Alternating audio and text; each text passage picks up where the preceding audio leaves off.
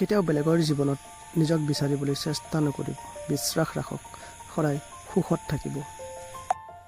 সেইবোৰ ভুল কেতিয়াও ক্ষমাৰ যোগ্য নহয়, যিটো ভুলত আপুনি জ্ঞাত যে কোনটো ভাল আৰু কোনটো বেয়া। জীৱনত যদি ডাঙৰ মানুহ হ'ব বিচৰা, তেন্তে কেতিয়াও সৰু আৰু মুখ্য মানুহৰ লগত তৰ্ক নকৰিব। যিটো তোমাৰ সেইটো কেতিয়াও বেলেগৰ হ'ব নোৱাৰে, আৰু যিটো বেলেগৰ সেইটো কেতিয়াও তোমাৰ নহয়। সৎকৰ্ম সেইটো নহয় যিটো সদায় সঠিক হয়। সৎকৰ্ম সেইটোহে যাৰ উদ্দেশ্য কেতিয়াও বেয়া নহয়। য'ত সকলোৰে সাহস শেষ হৈ যায়, তাৰ পৰাই ইতিহাসৰ আৰম্ভ হয়। মনত ৰাখিব, ইতিহাস একেদিনাই ৰচিব নোৱাৰি। এগৰাকী সফল ব্যক্তিৰ জীৱন আৰু চিন্তাধাৰা সকলোতকৈ বেলেগ। সফল হ'বলৈ উচ্চ চিন্তা সম্পূৰ্ণ হ'ব লাগিব।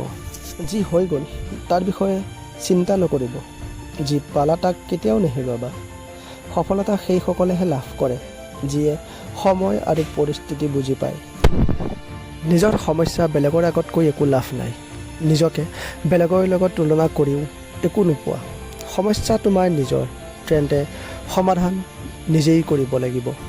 সদায় কিবা এটা কাম কৰাৰ আগতে নিজকে এই তিনিটা প্ৰশ্ন কৰক। কিয় কৰি আছোঁ? ইয়াৰ পৰিণাম কি হ'ব? আৰু ইয়াৰ পৰা মই সফল হ'মনে? গভীৰভাৱে চিন্তা কৰি সঠিক উত্তৰ পোৱাৰ পিছতহে আগবাঢ়িব লাগে।